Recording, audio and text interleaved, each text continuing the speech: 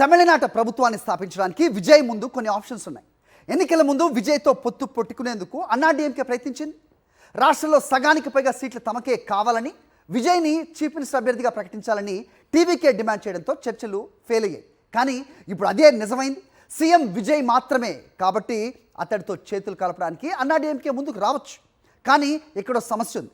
డిఎంకేను తమ రాజకీయ శత్రువుగా ప్రకటించిన విజయ్ బీజేపీని సైద్ధాంతిక ప్రత్యర్థిగా శత్రువుగా చెప్పుకొచ్చారు. కాబట్టి అన్నాడీఎంకేతో పొత్తు పెట్టుకోవాలంటే ఆ కూటమిలో ఉన్న బీజేపీని వదులుకోవాలి అనే కండిషన్ కూడా పెట్టచ్చు. దీనికి అన్నాడీఎంకే అంగీకరించినప్పటికీ విజయ్కో సమస్య ఉంటుంది. అన్నాడీఎంకేతో పొత్తు పెట్టుకుంటే తిరిగి పాత రాజకీయాలనే విజయ్ మళ్ళీ రిపీట్ చేస్తాడనే ఒక ముద్ర పడుతుంది. పైగా 47 మంది ఎమ్మెల్యేలు ఉన్న అన్నాడీఎంకే కొత్తగా రాజకీయాల్లోకి వచ్చిన టీవీకే ఎమ్మెల్యేలని అన్ని విధాలుగా డామినేట్ చేసే ప్రమాదం ఉంది.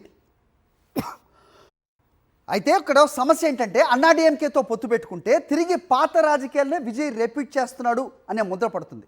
యాక్చువల్గా ప్రస్తుతం ఉన్న సినారియోలో ద్రవిడ రాజకీయాలకు ఒక ఎండ్ కార్డు పడినట్టుగానే భావిస్తున్న తమిళ ఓటర్లు ఖచ్చితంగా మళ్ళీ అన్నాడీఎంకేకో లేకపోతే డిఎంకే మద్దతు తీసుకుంటే మళ్ళీ అదే రాజకీయాలను విజయ్ కంటిన్యూ చేస్తున్నాడా అనే ముద్ర ఖచ్చితంగా పడుతుంది. పైగా 47 మంది ఎమ్మెల్యేలు ఉన్న అన్నాడీఎంకే కొత్తగా రాజకీయాల్లోకి వచ్చిన టీవీకే ఎమ్మెల్యేలని అన్ని విధాలుగా డామినేట్ చేసే ప్రమాదం కూడా ఉంది. అప్పుడు ఇక పార్టీలో అంతర్గత కుమ్ములాటలు తప్పవు.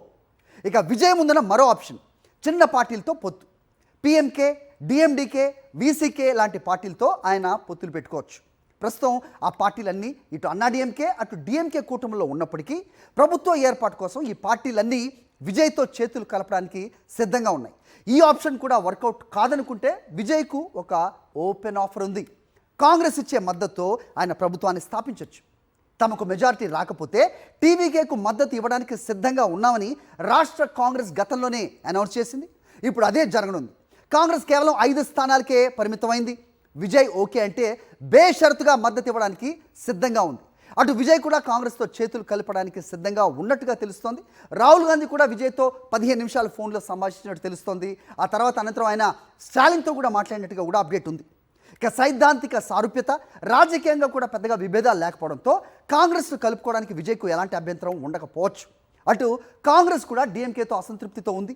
సీట్ల కేటాయింపులోనే కాదు, స్టాలిన్ ప్రభుత్వంలో కూడా తమకు ప్రాతినిధ్యం కల్పించలేదనే కోపం హస్తం పార్టీలో ఉంది. కాబట్టి కూటమి నుంచి బయటకు వచ్చేందుకు కాంగ్రెస్ ఎప్పుడూ సిద్ధమే. ఇక చెరో 2 స్థానాలతో సిపిఎం, సిపిఐ ఇవి కూడా సిద్ధంగా ఉన్నాయి.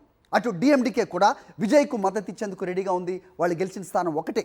కాంగ్రెస్, కమ్యూనిస్టులతో పాటు మరికొన్ని చిన్న పార్టీలతో కలిసి విజయ్ ప్రభుత్వాన్ని స్థాపించే అవకాశం స్పష్టంగా తెలుస్తోంది.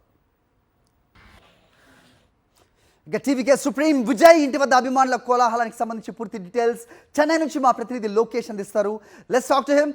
లోకేష్, చెప్పండి ఏంటి అక్కడ సిచ్యువేషన్? సో విజయ్ ఇంటి వద్ద పరిస్థితి ఏ రకంగా ఉంది? 108 స్థానాలతో ప్రభుత్వానికి ఒకంత స్థాపించడానికి ఒకంత దూరంలో ఉన్నారు విజయ్. ఎలాంటి వాతావరణం కనిపిస్తుంది అక్కడ? ఎవరెవరు ప్రముఖులు వస్తున్నారు? ఏదైనా బయటికి కనిపిస్తోందా? ఏంటి మీ దగ్గర ఇన్పుట్స్? హరి, తమిళనాట 2026 ఎన్నికలకు సంబంధించి తన సత్తా చాటుకొని దాదాపు 108 స్థానాలుగా గెలుపొంది పూర్తి స్థాయిలో ఇటు అత్యధిక స్థానాలు కలిగినటువంటి పార్టీగా విజయనికేతనం ఎగరేసినటువంటి టీవీకే పార్టీ అధినేత విజయ్ ఇంటి వద్ద అయితే మాత్రం పూర్తి స్థాయిలో పోలీసుల బందోబస్తు, అదేవిధంగా పోలీసు ఆంక్షల నడుమ కొనసాగుతుందనే చెప్పాలి. ఇక్కడ మరికొద్దిసేపట్లోనే విజయ్ తన పార్టీ కార్యాలయంలో గెలుపొందినటువంటి అభ్యర్థులతో సమావేశానికి బయలుదేరవలసి ఉన్న తరుణంలో ఇక్కడ పూర్తి స్థాయిలో సెక్యూరిటీ ఏర్పాట్లు పూర్తి చేశారు. చెన్నైకి సంబంధించినటువంటి కమిషనరేట్, అదేవిధంగా పోలీసులు పెద్ద ఎత్తున ఇక్కడ మోహరించడంతో పాటు ఇటు కాన్వాయ్ని కూడా వాహన శైలిని సిద్ధం చేసి ఉంచినారు. ఇటు దాదాపు 1 కిలోమీటర్ ముందు నుంచే కూడా ఎవరు కార్యకర్తలు కావచ్చు, అభిమానులు కావచ్చు, ఎవరిని కూడా విజయ్ నివాసం వద్దకు పంపించకుండా పూర్తి స్థాయిలో ఇక్కడ పటిష్టమైనటువంటి బందోబస్తు ఏర్పాటు చేశారు. అంటే వరకు ఎలాంటి కోలాహలము లేకుండా సాధారణమైనటువంటి నివాసంగా ఉన్నటువంటి విజయ్ నివాసం నేడు తమిళనాడుకి కాబోయేటువంటి ఒక ముఖ్యమంత్రి అని అధికార యంత్రాంగం గుర్తించినటువంటి నిన్నటి ఉదయం 11 గంటల ప్రాంతం నుండే కూడా ఇక్కడ భద్రతని 3 పెంపొందించింది. పూర్తి స్థాయిలో బ్యారిగేట్లను అరేంజ్ చేయడంతో పాటు ఎవరైనా కూడా ఇక్కడికి రావాలంటే సంబంధించిన ఐడి కావచ్చు, లేదా ఆ పార్టీకి సంబంధించినటువంటి అభ్యర్థులు అయితే ఒక ఫోన్ కాల్ ద్వారా కూడా విజయ్ నివాసం నుంచి కూడా మెసేజ్ వెళ్ళిన తర్వాత మాత్రమే విజయ్ నివాసం ఉండేటువంటి స్ట్రీట్లోకి అలో చేసేటువంటి పరిస్థితి కనిపిస్తుంది. అయితే మరికొద్దిసేపట్లోనే విజయ్ గెలుపొందినటువంటి అభ్యర్థులతో ఒక సమావేశాన్ని ఏర్పాటు చేసుకున్నట్టుగా కూడా తెలుస్తుంది. దానికి సంబంధించినటువంటి విజయ్ బయలుదేరడానికి కావాల్సినటువంటి ఏర్పాట్లను అయితే మాత్రం పోలీసులు ఇప్పటికే పూర్తి చేశారు.